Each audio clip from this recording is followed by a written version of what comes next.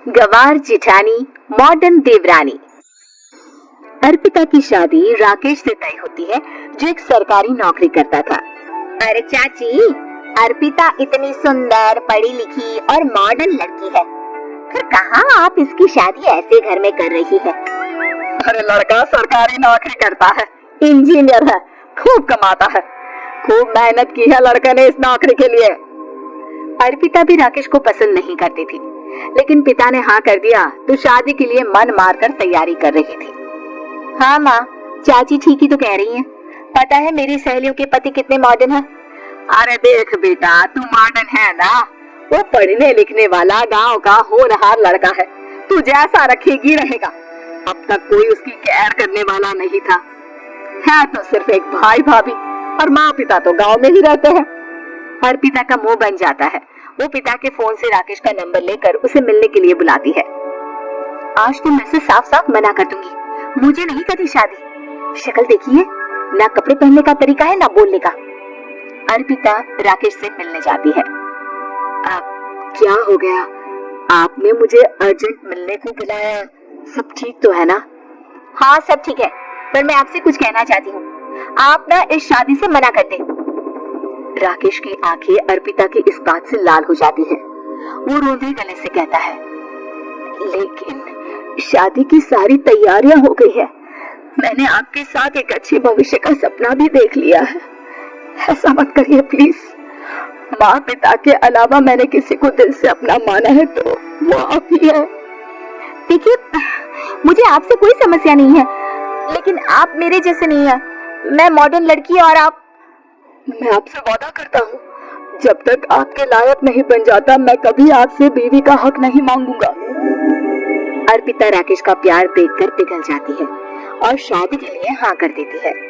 दोनों की शादी हो जाती है, लेकिन शादी के बाद राकेश की भाभी, जो कि पूरी की पूरी देहाती थी, ए राकेश, उठ, जब पानी भर कर ला, और तेरी बीवी को बोल के चूल्हा लगा दिया है, रोटी बना ले।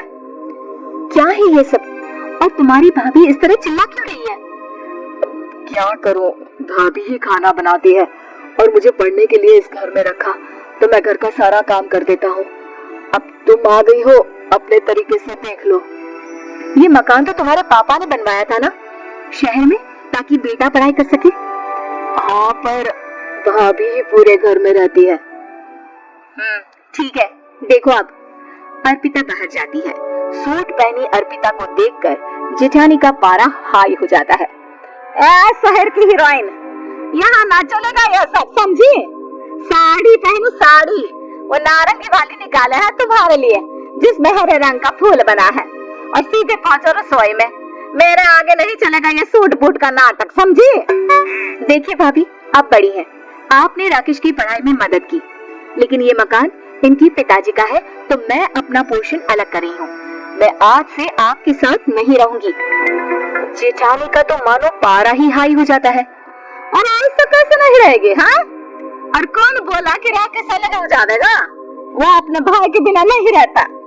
आज देखिए तो, देखिए कल के आई छोरी क्या बोल रही है। राकेश के साथ बात हो गई है, मैंने ऊपर का हिस्सा राकेश को दे दिया है, उसकी अपनी जिंदगी शुरू हो रही है, तो अच्छा है ना कि अब रसोई भी अलग हो जाए। अर्पिता राकेश की ओर फक्र से देखती है कि उसने अर्पिता के लिए स्टैंड लिया। अर्पिता बाजार में जाकर सारा रसोई का सामान ले आती है। पिता के दिए सामान से घर सजाती है और अपने तरीके से पूरे घर की सजावट करती है। शाम को राकेश ऑफिस से आता है। कुर्ता पजामे में राकेश को देखकर, अरे ये क्या पहना है? भाभी सिलती है ना कुर्ता, मैं सारी कमाई भाभी को ही दे देता हूँ। लेकिन अब ना बीवी को देना होगा, क्योंकि भैया भी अच्छी नौकरी करते हैं।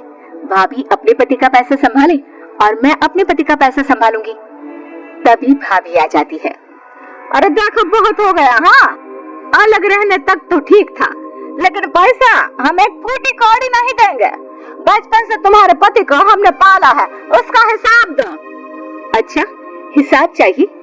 कितना पढ़ी है आप जो आपको हिसाब चाहिए? बड़े भाई हैं उनके, जिन्होंने उन्हें पढ़ाया लिखाया, वो हिसाब मांगेगी तो जरूर दे दूंगी भाभी। अरे देखा, अगर तूने पढ़ाई की है तो मैं भी अंगूठा छापना हूँ। अरे 5 की रात तक पूरी पढ़ाई की है, समझे। वैसे भी कल इन लोगों के माँ बाबूजी आ रहे हैं गांव से, वही लोग ठिकाने लगाएंगे तुझे।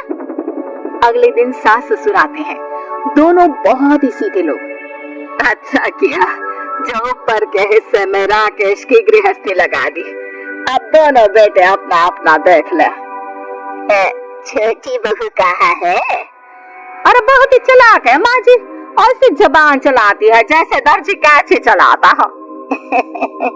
वैसे बहू तुम भी कम नहीं थी। आज सुनाओ।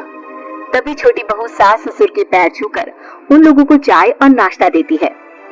माँ जी आप थक गई होंगी, मैं खाना लगा देती हूँ, ऊपर आ जाइए चाय पीकर। अरे बस बस यही रहेंगे वो, क्योंकि बड़ी बहू मैं हूँ, हमेशा से इनके माँ बाबूजी मेरे पास ही आए हैं।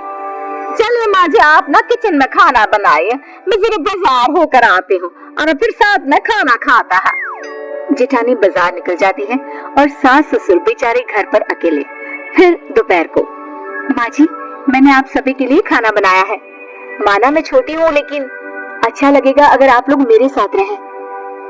वैसे भी यहाँ है कौन बेटा, चलो ऊपर राकेश के पास ही चलते हैं। सास ससुर दोपहर का खाना खाकर वहीं आराम करने लगते हैं कि जेठानी आ जाती है।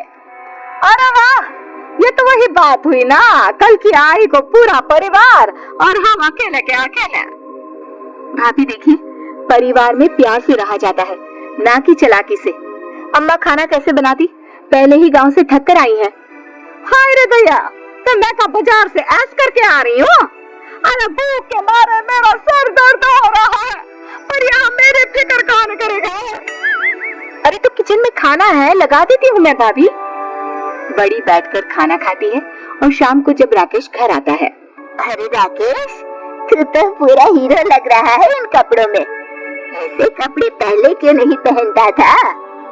राकेश बीवी की तरफ देखता है और फिर कहता है, माँ पहले पहनाने वाली नहीं थी ना। हाँ हाँ, और हम जो हाथ से सिल सिल कर कुर्ता पहनाते थे उसका काम। अरे तुम्हारे भैया तो आज भी पहन रहे हैं। तभी अर्पिता सास के लिए कपड़े और ससुर के लिए शर्ट पैंट लाकर देती है। उन लोगों को फ्रिज से ठंडा पानी और टीवी में फिल्म दिखाती है।